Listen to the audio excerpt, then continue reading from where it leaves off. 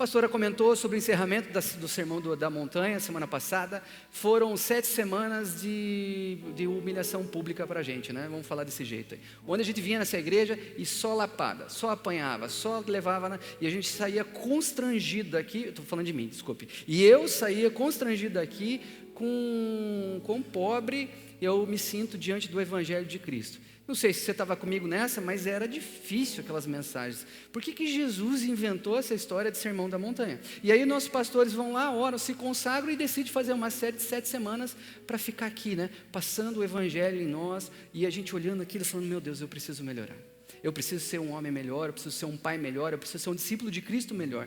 E nessa última mensagem, quantos aqui estavam domingo passado e acompanharam a mensagem do pastor Márcio? Você ouviu uma frase quando o pastor usou ali, caminhando para o final da mensagem dele, que ele disse bem assim, admiração não é... Vocês não vieram? Alicerce. Admiração não é alicerce, Simon. A gente precisa guardar isso no nosso coração, porque é algo muito forte. Ele estava falando sobre os 2 construtores que presenciaram o Sermão da Montanha, foram ministrados pelo mesmo Cristo, um construiu na rocha e outro construiu na areia. Admiração não é alicerce, ou seja, você ficar olhando para tudo isso e admirando, você pensa assim, não vai, pode ser que você construa a sua casa na areia, como o pastor mostrou a Torre de Pisa tortinha aqui, para mostrar como é um alicerce mal construído. E aqui eu espero que você, como eu, tenha saído com uma pergunta dentro do seu coração. Como? Diga assim, como? Como eu posso viver o Sermão do Monte diariamente? Como eu posso ser cristão na sociedade moderna? Não é tão difícil? Quando Jesus fez o Sermão do Monte, tinha Instagram? Não. Tinha CLT, que cobra ali 20 horas de trabalho?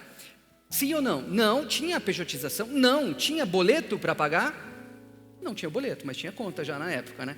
Jesus, ele tinha todos esses princípios, mas às vezes a gente começa a olhar para a modernidade e entender assim, nossa, um pouco diferente, parece difícil, mas eu vou falar para você, como nós vamos viver isso é tão difícil na época quanto agora, porque no sermão, lá nas montanhas da Galileia, Jesus, ele não pregou sobre conforto, ele pregou sobre confronto, e eu fiz uma lista aqui, de coisas que para mim foram muito difíceis ouvir, que talvez você se identifique. Então, vamos fazer um joguinho aqui só para, assim, ou, tipo quem nunca, não sei se você jogou, fale com algum adolescente que ele te ensina no quem nunca. Então, vamos fazer só o ergue a mão, assim. Se para você foi difícil isso, ergue a mão. Eu vou erguer a minha quando foi difícil para mim. Quando foi falado que Jesus nos instruiu a amar os inimigos? É difícil para mim. Que bom, porque é fácil a gente falar que nós não temos inimigos. Eu vou acertar agora. O nome da seleção é Noruega, quase saiu, quase saiu. É muito difícil você falar, é muito fácil você falar, não, eu não tenho inimigos. Aí tua seleção vai lá e perde para a Noruega, acertei, Noruega, e aí você fala assim, como eu vou amar o Haaland?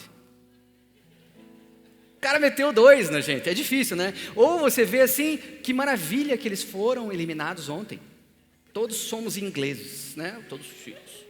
Tomamos chá ontem. Vamos lá, vamos seguir para a palavra aqui, vamos falar de futebol. Foi difícil para você ouvir que você precisa dar a outra face? Foi difícil para mim também. Essa aqui para mim é top 1. Top 1.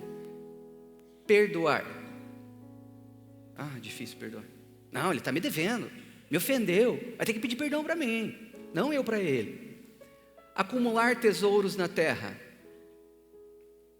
Servir a 2 senhores, não julgar, e tantas outras coisas.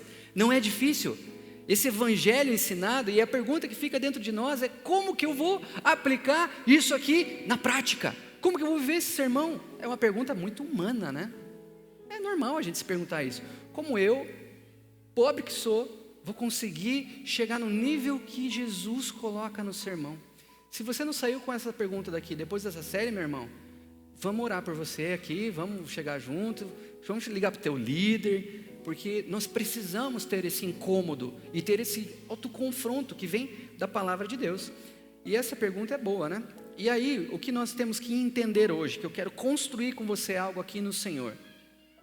Uma caminhada com Cristo, para que a gente chegue na resposta do como, ela não se inicia lá nos montes da Galileia. A caminhada com Cristo, ela não iniciou numa relação de conduta, num manual de comportamento e de aquilo que se espera de um cristão verdadeiro. Aonde a caminhada cristã começa? Um chamado pessoal. E muito simples. Mais simples e impossível. Uma mirada e um convite. Siga-me. Em Marcos 1,17 nós vemos essa, bem explícito, siga-me. E eu quero ler com você Lucas 5, do 1 ao 10, que reflete esse mesmo trecho, mas com um pouquinho mais de detalhes. Vamos ler Lucas 5, do 1 ao 10, e lá diz bem assim. Certo dia, Jesus estava perto do lago de Genezaré. Esse lago é bem importante, porque nós voltaremos nesse lago daqui a pouco. E uma multidão comprimia de todos os lados para ouvir a palavra. Então ele viu à beira do lago 2 barcos, e eu vou pular alguns versículos agora, porque você conhece a história. Jesus viu uns barquinhos ali, estava aquele tumulto todo, aquele empurra, ele precisava ministrar uma palavra, e Jesus viu barcos, e ele falou assim, eu vou entrar nesse barco, o vento está favorável, eu vou lá e eu ensino todo mundo, e ninguém fica me empurrando, e todos conseguem ouvir. E aí seguimos até o versículo 8, onde diz bem assim, quando Simão viu isso, viu o que, gente? Uma pesca maravilhosa. A noite desses homens tinha sido terrível. Eles passaram a noite trabalhando duro, lançando redes, esperando, e nenhum peixe veio. E eles passaram a noite toda trabalhando. Provavelmente esses pescadores estavam carregando dentro de si um sentimento de frustração, no mínimo um fracasso, de trabalho perdido. Não sei você, mas eu, quando vou fazer um trabalho e não consigo fazê-lo, sinto frustração. É o que eu sinto, meu Deus, perdi tempo só hoje, o dia todo, não consegui fazer o que precisava, não deu certo, e aí não fica legal. Esses homens estavam carregando esse sentimento, e aí Jesus entrou na cena, e ele pediu para lançar do outro lado, daquele jeitinho Jesus de ser, pode lançar ali do outro lado? E os caras que eram especialistas em pesca, olharam para Jesus, um marceneiro, e falaram assim, tá bom, eu jogo. E quando, no versículo 8, Simão Pedro viu isso, ajoelhou-se aos pés de Jesus e disse, afasta-te de mim, Senhor, porque eu sou um homem pecador. E no versículo 10, fala bem assim, como também Tiago e João, os filhos de Zebedeu, que eram sócios de Simão. Jesus disse a Simão, não tenha medo, de agora em diante você será pescador de homens. Aqui Lucas, ele não traz claramente como Marcos o siga-me, mas nesse momento Jesus olha para Pedro e larga o siga-me, vem comigo, deixa isso. Mas olha que interessante, Pedro, ele precisava daquela pesca. É legal que The Chosen dá uma romantizada nesse momento e coloca Pedro como super endividado, né? É muito bom pensar nele nessa situação, porque nós aumentamos a pressão da situação e até dá uma setada ali na renúncia de Pedro. Mas quando Pedro, ele recebe esse milagre, o que ele faz? Ele comemora, ele dá um pulinho, ele vibra e ele fala, uau, eu fui abençoado, Deus é maravilhoso. Não, o que Pedro faz? Vai para longe de mim, eu sou pecador, eu não mereço. Quando Jesus, ele se revela a cada um de nós não nos importamos mais com a bênção, nós deixamos nos importar com as preocupações, e nós começamos a olhar para nós mesmos, nossa identidade é revelada. O buraco que você carrega dentro de você, que eu carrego dentro de mim, que todos carregamos aqui, porque a igreja é como se fosse um queijo suíço, é um coletivo de buracos, quanto mais pessoas, mais buracos. E Jesus, ele vem e preenche o nosso buraco, e ele fala para esses homens, para Pedro especificamente, não tenha medo, não se preocupe com quão falho você é, não se preocupe com quão torta é a tua vida, venha comigo, vinde após mim, e eu te farei pescador de homens. A pesca, o lago de Genezaré, o barco, aquela maré, aquele jeitinho que estava, os peixes, era o ambiente de Pedro. Aquilo se tratava da identidade desse homem. Ele era pescador, filho de pescador e provavelmente pai de pescadores. Mas Jesus entra e transforma. E quando Jesus entra e transforma, a coisa muda por completo. É um grande presente. Pode me presentear, Jesus? Azul está servindo como Jesus, me dando um presente, chamado graça. Jesus entregou um presente maravilhoso para Pedro, um presente chamado graça, uma graça preciosa, uma graça suficientemente preciosa para que Pedro abrisse mão das redes, do seu sustento, da sua própria identidade, reconhecesse suas falhas e pudesse falar assim: eu sou pecador, eu sou pecador. Sexta-feira eu visitei um grupo de crescimento de adolescentes, e esse grupo tinha um menino no alto dos seus 15 anos, na sabedoria dos 15 anos, com 3 meses de convertido. Faz 3 meses que ele está vindo nessa igreja. Antes disso, ele não foi a outra igreja. Alguém o convidou e ele veio. Na hora do compartilhar, sabe o que esse menino falou? Pegou a Bíblia, citou o texto que Jesus diz que aquilo que entra pela boca não contamina um homem, mas aquilo que sai. E ele falou assim: pessoal, eu tenho um pouco de vergonha de falar aqui na frente de todo mundo, mas eu quero confessar que eu tenho um problema com pornografia. Eu falei, olhei, ele estava do meu lado, eu olhei para ele assim e falei: não acredito. Tinham 13 meninos ali, 14 meninos, 14 rapazes, que ele tinha pouco relacionamento, e ele teve coragem, diante desse presente que ele recebeu, há 3 meses, de falar assim: ó, eu tenho um problema moral. Quando os homens aqui presente, homem, você teria coragem de chegar no teu grupo de crescimento e falar assim: eu sou viciado em pornografia, na frente de todos que estavam ali? É só um presente maravilhoso, que nos faz renunciar ao nosso eu, e falar assim: eu sou pecador, eu não tenho valor. E quando nós abrimos esse presente, nós temos acesso a essa graça tão maravilhosa, que paga todas as nossas contas, que é como um Grace Black. Já pensou? Você ganhar um Grace Black sem limites? E Jesus fez isso. Ele chegou para você e falou assim: ó, tá, meu filho, está pago. Jesus falou uma frase na cruz, tetelestai, é linda, sabe? Essa eu decorei, viu? Essa é bonita. Está consumado. Ele te deu um Grace Black. Não tem limites, pode pegar, use à vontade. Quem já teve problemas com cartão de crédito sabe, né? Poxa, eu não posso gastar muito. É um perigo ter um cartão sem limite, eu vou me quebrar. Mas esse cartão, esse Grace Black, ele é maravilhoso, sabe por quê? Porque não é você que paga essa conta. Uau! Quantas aqui seriam como Pedro hoje? Que se você recebesse um cartão de crédito sem limites e que outra pessoa fosse pagar a conta, pediria demissão amanhã. Amanhã você pediria demissão. Hoje, na verdade, você ia mandar um WhatsApp para o teu chefe, falar assim: amigo, obrigado pelo tempo, mas não vou mais por aí. E meu acerto nem precisa mais, pode deixar aí para alguém aí, Deus que ajude.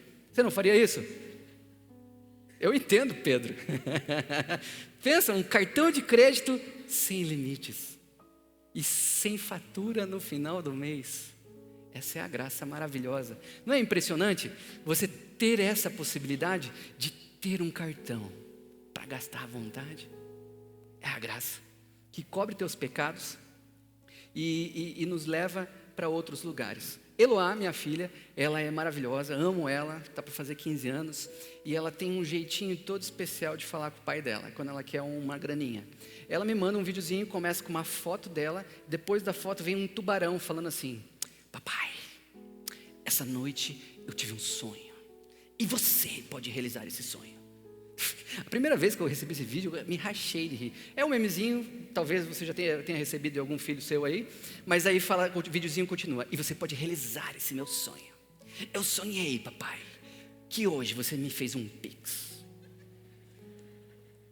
Realize esse sonho, papai. Faça um pix. É isso aí, faça um pix e tenha uma filha feliz. Isso é a graça. Ela não tem boleto para pagar. Ela quer fazer alguma coisa e ela sabe de onde vem o sustento dela. Ela sabe de onde cuida. Não estou falando que minha filha não depende de Deus, tá, gente? Não me entenda mal, por favor. A gente é crente lá em casa. Mas ela olha para mim e entende assim, não, meu pai, ele é provedor e ele vai suprir na minha casa. Pedro, ele recebeu esse cartão e ele tinha essa relação com Deus também, entendendo, Deus, ele pagou minhas dívidas. Ele caiu de joelhos, Jesus fez um convite para ele, vamos. E aí Pedro fez o quê? Foi. Assim como você e eu. Quando você encontrou Jesus na tua vida, você falou assim, uau, Jesus é maravilhoso. Eu vou para a igreja, eu vou virar crente. E fui. Eu não quis saber, eu abandonei tudo, como Pedro, eu perdi meus amigos, eu estava no último ano do ensino médio, e os meus amigos falaram assim, cara, você não vai mais para nenhuma festa? Eu falei, não vou. Você não vai ficar mais com uma menina? Não vou. Você não vai ali no bar tomar com a gente? Não vou. Você não vai? Não vou, não vou. Por que não vai? Porque eu tenho um lugar melhor. O meu sim foi imediato, o sim de Pedro foi imediato, e tem o sim de algumas pessoas que é pelo processo, e está tudo bem. Mas nós recebemos um sim, e cá estamos nessa igreja. E se você está aqui pela primeira vez, eu falo para você, não saia mais, tá? Fica com a gente aí que vale a pena. Mas Pedro, ao receber isso, como você e como eu, começa uma caminhada com Jesus. E nessa caminhada, Pedro é discipulado, diga discipulado. Discipulado por Cristo, olha que maravilha. Ele viu pessoas cativas sendo libertadas, mortos ressuscitarem, viu o pão sendo multiplicado, o peixe sendo multiplicado, viu Jesus falando das crianças, ele viu coisas tão maravilhosas, e ele teve coisas ainda assim que são as delicinhas, que eu imagino assim, ó, ele sentou à mesa, como no nosso tempo devocional, ele sentou à mesa, e ele tinha a palavra viva na frente dele, falando com ele, como nós hoje temos a oportunidade de estar no nosso quarto e ter a palavra falando com a gente. Pedro estava com o próprio Cristo na frente dele, sendo discipulado por ele, que maravilha, e ele começou a sua jornada. Mas você conhece a história de Pedro, e você sabe que em um determinado momento, Pedro fez o que com Jesus? Negou, não é verdade? Ele negou. E nós temos um marco, Filipe de Cesareia, é diferente esse nome, né? Cesareia de Filipe, na verdade. E lá em Cesareia de Filipe acontece um negócio sensacional. Pedro reconhece Jesus. Jesus chega, e aí pessoal, o que a galera está falando de mim? E aí os discípulos falam, estão falando várias coisas, e não sei o que, e tal e tal. E aí Jesus fala assim, e vocês, quem dizem que eu sou? E Pedro daí dá aquela lacrada, ele fala assim, tu és o Cristo, o Filho do Deus vivo. Aí para tudo. Jesus olha para ele e fala assim, isso aí não é teu, cara, isso é de Deus. Isso foi o próprio Pai que te revelou.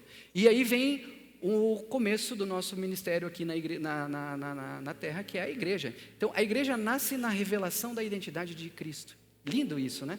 E aí Jesus fala assim, isso não foi te dado, isso veio de Deus, e você vai começar a igreja aí, e toca para frente.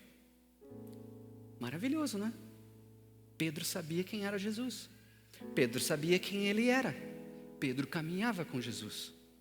Até o momento que era logo na sequência, que Mateus deixa claro que é na sequência no texto dele, e aí Jesus começa a falar, então, ele muda o tom do discipulado.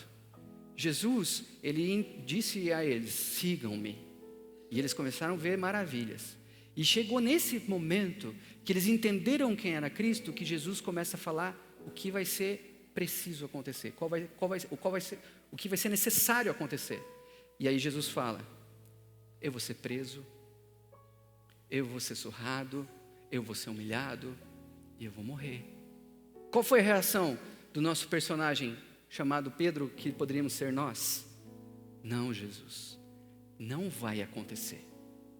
Não, Jesus, tudo menos isso. Não, Jesus, definitivamente você não vai morrer nessa cruz. Pedro, ele falava do lugar de um homem que acreditava que o Messias seria o libertador de Roma, não o libertador do nosso eu. Ele falava de um lugar onde o Messias seria um grande homem de guerra, e não alguém que se entregaria para Roma. Pedro carregava as suas verdades, e essas verdades não tinham sido tocadas ainda. E o que Jesus respondeu? Para trás de mim, Satanás, vaza. Confronto, climão, pesou um momento. Eles vinham de um momento tão maravilhoso, tão especial, tão bom, para esse momento de dificuldade, de climão. Mas entenda uma coisa, quando nós vivemos uma casa que teve uma cultura de escassez, que não tinha nem comida para comer, essa casa tem uma coisa que acontece dentro dela: nunca sobra comida no prato. Deus o livre sobrar uma carninha, né? E a gente aqui da região ainda fala carninha. Deus o livre sobrar isso. Nós precisamos comer tudo, porque foi muito difícil conquistar esse alimento. Então nesse lugar, eu preciso comer isso aqui, eu vou honrar esse alimento. Agora, numa outra família, que viveu de grande abundância durante muitos anos, e não tem uma história de escassez ou dificuldade, é tranquilo sobrar comida. É tranquilo até separar uma carninha ali de lado. Essa carne está meio dura aqui, eu não quero comer ela agora. O que para uma perspectiva seria muito difícil aceitado, tipo, eu não vou comer toda a comida que está no meu prato. Em outra família, não, tudo bem você não comer, está bem tranquilo. E esse exemplo que eu quero te dar é de graça barata. Mas como assim graça barata? Ela não era preciosa? Ela não é um Grace Black? Sim, ela é. Mas em cenários onde nós temos em abundância, tendemos a desvalorizar. Quando você não paga a conta, você valoriza? Essa é uma boa pergunta. Pedro, ele não chegou naquela fogueira, no julgamento de Jesus, e negou ele ali naquele momento. Essa negação foi construída. A partir desse momento ela começa a aparecer. Pedro, ele queria caminhar com Jesus, ele queria relacionamento com Deus, mas ele não queria entrega, ele não queria morte, ele queria um Jesus sem cruz, ele queria um perdão sem arrependimento, ele queria ver Jesus e os caras na montanha lá, todos eles resplandecentes, trocando a ideia dele do rolê do reino dos céus, e ele queria montar a tendinha deles ali para eles ficarem confortáveis. Quanto nós, como igreja do século 21, temos lutado e trabalhado pelo conforto espiritual? Quanto nós não temos lutado por mensagens baratas, que são nascidas, são geradas nessa graça barata, de que tudo já foi pago? Como é impressionante uma mensagem tão poderosa, de uma graça superabundante, tão facilmente ser corrompida por um discurso. Está tudo pago. Para que eu preciso mudar? Eu só vou aproveitar. O preço já foi pago. Jesus já morreu na cruz. Para que eu preciso sofrer se ele já sofreu? Há pessoas aqui hoje nesse culto que têm e carregam dentro de si chamados maravilhosos, impressionantes do Senhor. E quando colocam a cabeça no travesseiro, colocam a cabeça no travesseiro, elas consideram assim: Deus me chamou para viver algo maravilhoso, e eu vou viver algo maravilhoso. Pensam isso. No outro dia, quando acordam e olham para a sua própria vida, pensam assim: minha vida é tão boa, meu trabalho é tão bom, as minhas coisas são tão boas. Quantos estão sendo impedidos de viver o propósito de Deus, porque estão muito apegados àquilo que têm hoje, que carregam hoje? Atenção, o evangelho que foi aceitado por Pedro consistiu na renúncia da sua profissão. Pelo que nós vemos hoje e percebemos, a partir do momento do comissionamento de Jesus, se trata de você viver o evangelho aonde você está. Jesus comissionou a igreja falando: ide pelo mundo, pregando o evangelho. Ele não falou para você sair do mundo, ou seja, vá lá, seja advogado, seja um colaborador de uma usina, seja um dono de uma empresa, seja um médico, seja um operário, não sei o que você é, seja um comerciante, um vendedor, mas ide pelo mundo na tua profissão e viva o evangelho. Contudo, nessa graça barata é muito difícil pessoas que querem ser diferente. Já foi pago. Então eu posso ficar bem tranquilo. Às vezes, nós queremos mesmo essa graça barata. E Pedro, ele viveu nessa graça barata. Graça barata é perdão sem arrependimento. É estar dentro de um GC e não participar. É vir aqui, levantar a mão e falar assim: pelo fogo eu quero ser provado, purificado. Você quer mesmo ser provado pelo fogo, meu irmão? De coração, quero te perguntar, na boa, papo reto: quer mesmo ser purificado pelo fogo? Quer ser lançado no fogo e tudo aquilo que não presta de você ser queimado? Quer passar por essa experiência maravilhosa? A música é linda, você levanta a mão e chora. Não é verdade? Mas essa é a tua posição? A graça preciosa nos coloca no lugar dessa canção. A graça barata nos coloca no seguinte lugar: eu venho aqui, eu canto, eu choro, eu recebo uma palavra sensacional e não mudo. E quando eu vejo a fogueira, eu escorrego. Eu não quero ser queimado. Eu não quero ser crucificado com Cristo. Eu não quero carregar a minha cruz. Eu não quero renunciar o meu eu. Afinal de contas, o meu eu é legal. Eu sou inteligente, eu sou bonito, eu sou bom, eu ganho dinheiro, eu consigo, eu sou, eu posso, eu faço, eu. Graça barata. Só vê o eu. E o Cristo que morreu.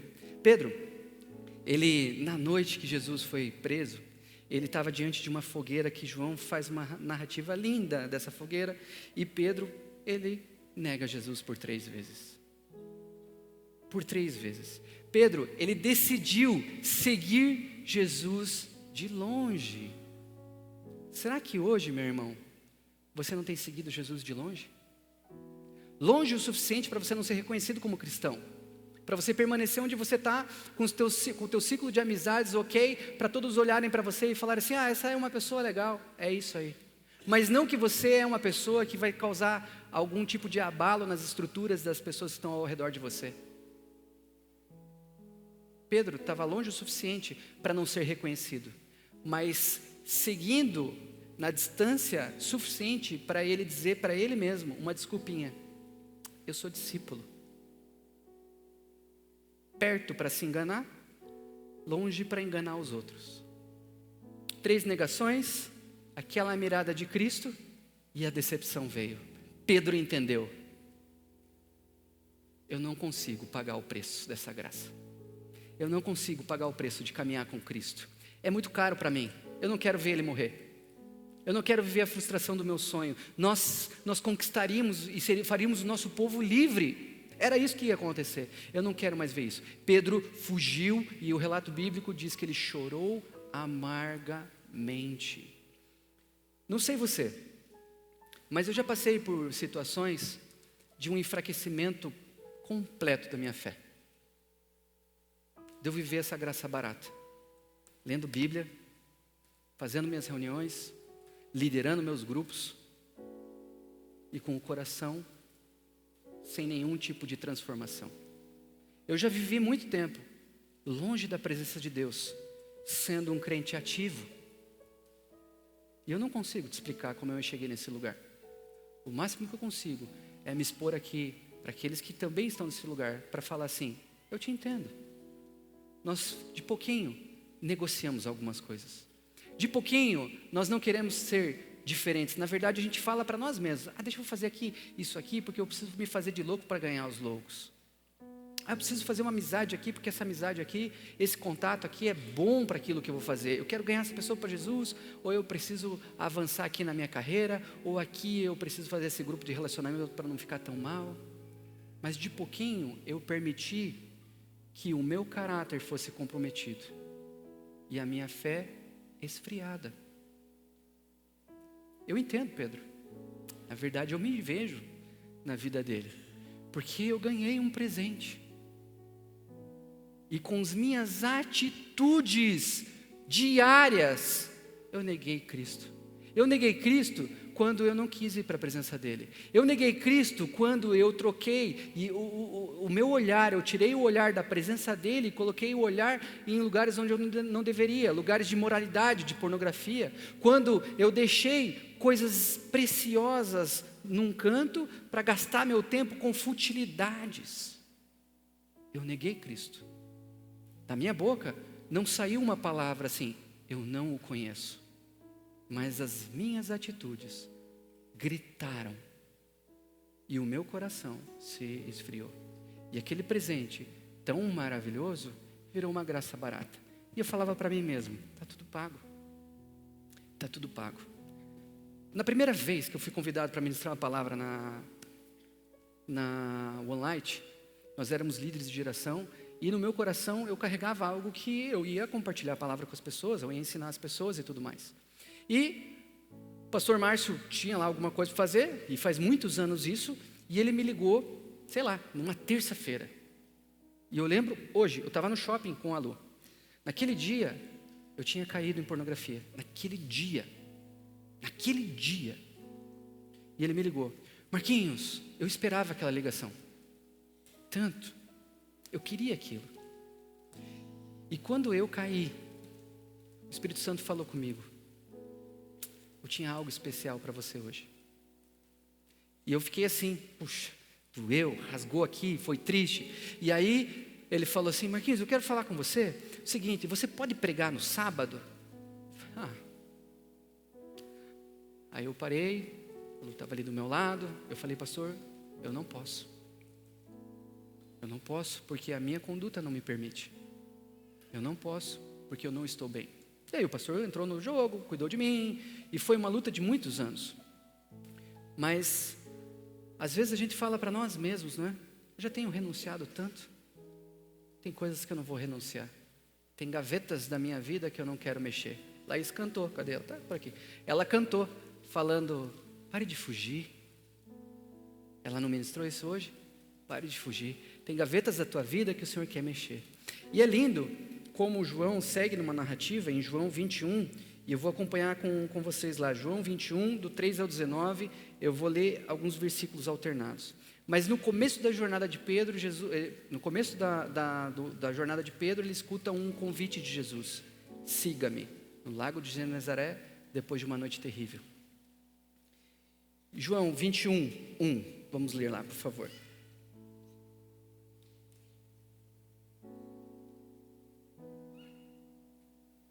Vou ler aqui então. João, capítulo 21, versículo 1, diz bem assim: depois disso, Jesus apareceu novamente a seus discípulos à margem do mar de Tiberíades. Aqui João traz um outro nome, mas é o mesmo lugar, tá, gente? E foi assim, versículo 3, eu vou pular versículos aqui. Pedro falou bem assim: eu vou pescar, disse Simão Pedro. Nós também vamos com você, disseram. Eles foram e entraram no barco, mas naquela noite não pegaram nada. Você já viu esse filme? Não é um déjà vu, é um tempão depois. Ao amanhecer, Jesus estava na praia, mas os discípulos não o reconheceram. Ele lhes perguntou: filhos, você tem alguma coisa para comer? Não, responderam eles. Ele disse: lancem a rede ali do ladinho de novo. E eles lançaram, né? Assim fizeram, mas não conseguiram recolher a rede por causa da quantidade de peixes. Versículo 7. O discípulo a quem Jesus amava disse para Pedro: é o Senhor. E aí o Pedrão pegou a capa dele e pulou na água, bicho. Foi a nado.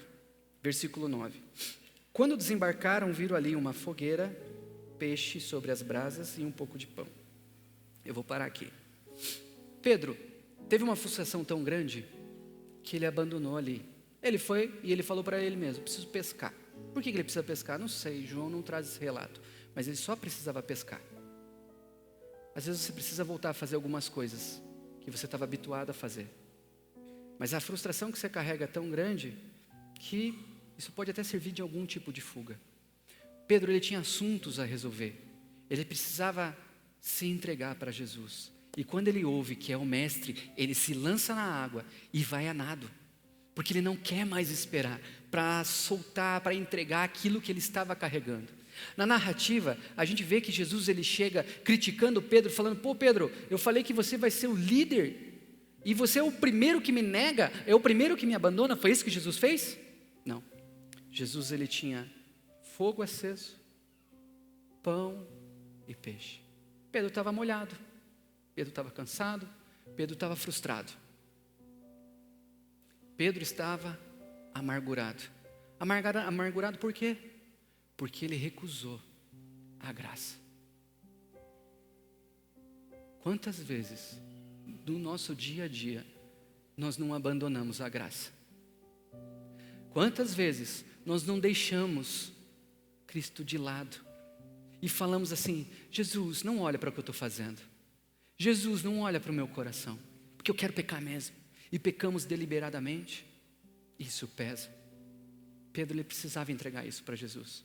E Jesus ele não o critica, o recebe dentro da sua necessidade, Um homem molhado deveria estar com frio. Um homem que trabalhou a noite inteira deveria estar com fome. Jesus o aquece, o dá de comer e não o confronta. Nós lemos aqui na narrativa bíblica, no versículo 12, Jesus lhes disse: venham comer. Eu preparei algo para você hoje. Nenhum dos discípulos tinha coragem de lhe perguntar: quem és tu? Pois sabiam que era o Senhor. De novo, aquele climão. Sabe quando você está ali, só constrangido, na presença daquele que é maravilhoso? E Ele preparando algo para você, da tua necessidade, e você não tem coragem de falar o que você está sentindo. Você não tem essa coragem. Eles comeram, foram aliviados, Jesus os acolheu. Jesus faz 3 perguntas para sarar 3 dores. Você conhece a história? Pedro, tu me amas? E na terceira Pedro fica triste. Jesus comissiona Pedro e fala bem assim: em verdade lhe digo que quando você era mais jovem, se vestia e ia onde queria, mas quando for velho, estenderá a mão a outra pessoa que vestirá e levará para onde você não deseja ir. Jesus disse isso para indicar o tipo de morte que Pedro teria. Tipo de morte da qual Pedro glorificaria a Deus. Então lhe disse: siga-me. Jesus faz uma construção. João, ele tem o cuidado de citar a mesma palavra de fogueira com aquela que Pedro negou. A única vez que essa palavra aparece nos evangelhos. Quando Pedro nega Jesus e quando Pedro é restaurado. E quando Pedro é restaurado, o Jesus que chamou, que deu o primeiro siga-me, era aquele Jesus que ia salvar todo o povo, que ia libertar todo o povo de Roma. O Jesus que convida agora é o Jesus que foi crucificado e ressuscitou. E Pedro entende o preço do discipulado. Ele entende o que é a graça preciosa. Ele entende que o preço era de cruz. E Jesus deixa claro na conversa: Pedro, quando você estiver velho, vão te levar para um lugar onde você não quer. E o que Pedro faz? Ele sai daquele lugar e ele segue Cristo. Então, hoje, meu irmão, você tem um Grace Black. Mas o Grace Black não responde a nossa pergunta do começo: como eu posso viver o Evangelho hoje?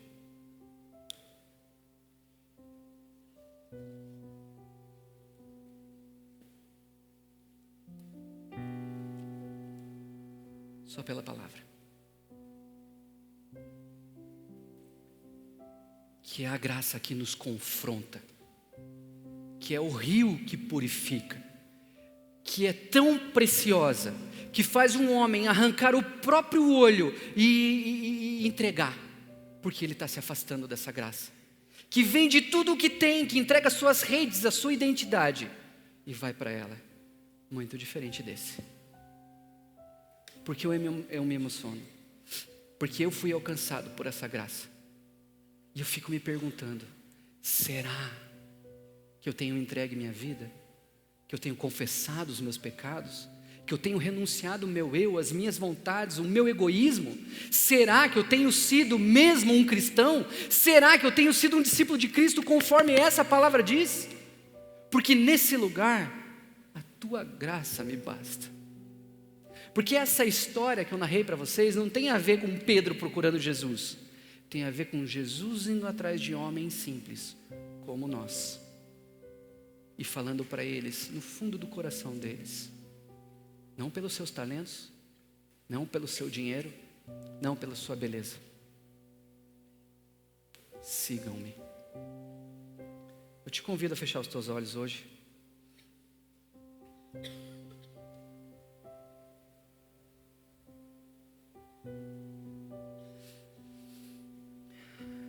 Permita que o Espírito Santo toque seu coração e traga a clareza de qual graça você está vivendo.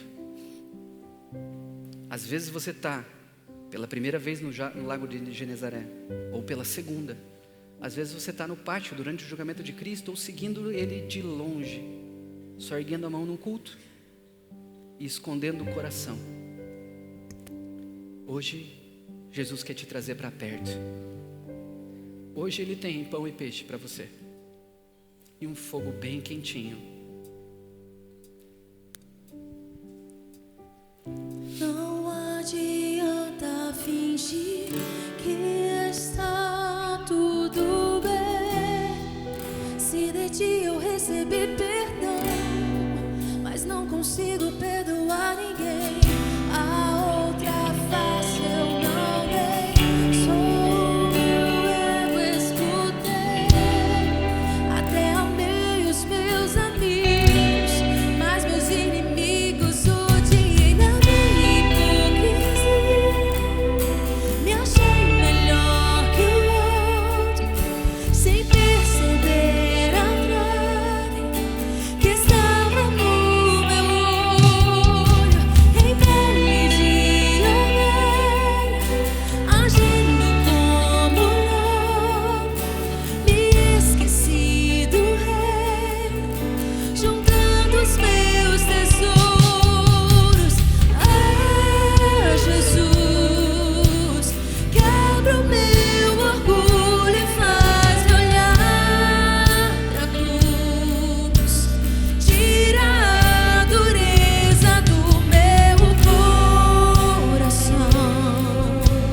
De joelhos eu imploro teu perdão, pois tua graça joga minha carne ao chão e me ensina o valor da comunhão. O beber do vinho e partilhar. Se coloque em pé no seu lugar.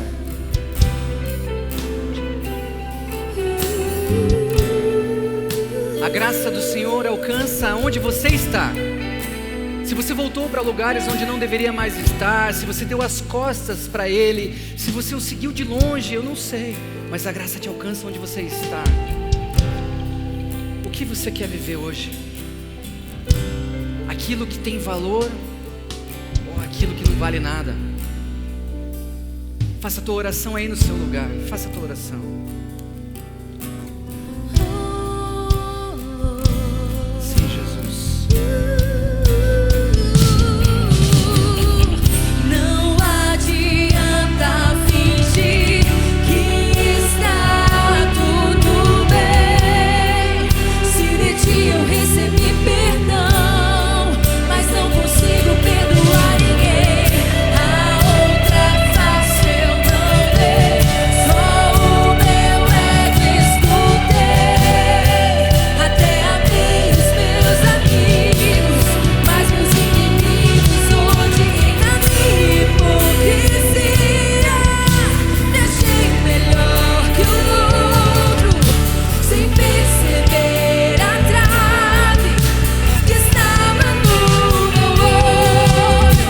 Em pele de ovelha, agindo como lobo, me esqueci do reino, juntando os meus tesouros. Ah, Jesus, quebra o meu orgulho e faz-me olhar pra cruz. Tira a dureza do meu coração. De joelhos eu imploro teu perdão, pois tua graça joga minha carne ao chão e me ensina o valor da comunhão. Do beber do vinho e partilhar. Hoje você recebe um presente. O sacrifício de Cristo.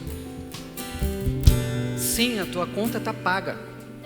Teus pecados foram perdoados. e não há mais culpa sobre você, porque o sangue de Cristo revogou a tua culpa, Ele comprou a tua dívida e Ele rasgou. Você é perdoado e sim, pode viver uma vida santa, consagrada e abundante. Mas nesse presente tem uma Bíblia que não foi rasgada e que te coloca no lugar de servo, que te coloca no lugar de um pecador que precisa confessar os seus pecados e não jogar para debaixo de um tapete, que precisa ser confrontado por outras pessoas para continuar caminhando em unidade como igreja, que não é melhor do que o próximo, mas caminha do lado, que é um com Cristo e um com a igreja. Que o Senhor te abençoe essa semana, que Ele te dê graça e abundância e coragem para você confessar os teus pecados. Coragem para pecar, mas para confessar. Em nome de Jesus, Deus abençoe muito, uma semana abençoada.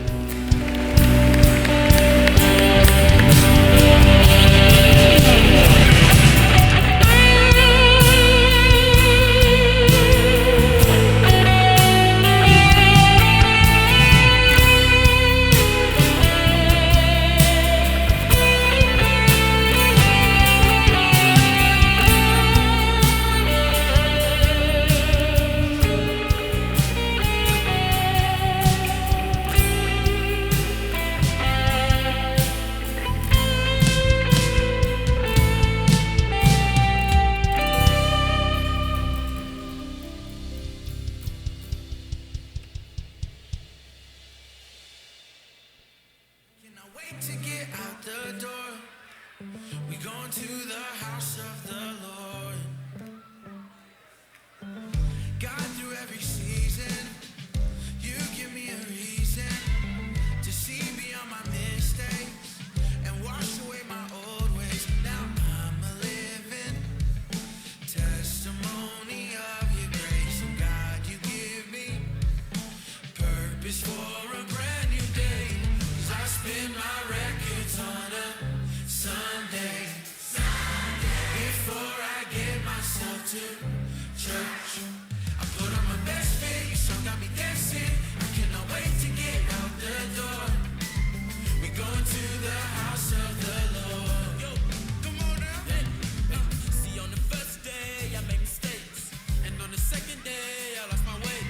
But on the third day I found your grace, and ever since then ain't been the same. Ain't been the same. Ain't been the same. See, I opened up the word and everything started changing. Since the beginning, when I was running, I was on your mind despite the life I was living. Now I'm a living testimony of your grace. And God, you give me purpose for a brand new day.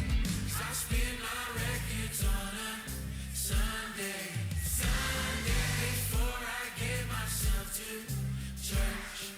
I put on my best fit, your song got me dancing. I cannot wait to get out the door. We're going to the house of the Lord. Where we going, everybody? Where we going? We're going to the house of the Lord. We're going to the house of the Lord. I'm gonna run to the sanctuary. I'm gonna go where you set me free. Once I was blind, but now I see. So let all the redeemed sing. Hallelujah, hallelujah, hallelujah, Lord. Hands up, hands up. Hallelujah, hallelujah, hallelujah, Lord. Come on, raise your voice, raise your voice.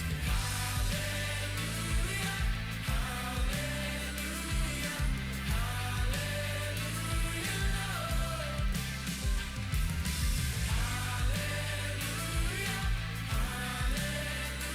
hallelujah, hallelujah,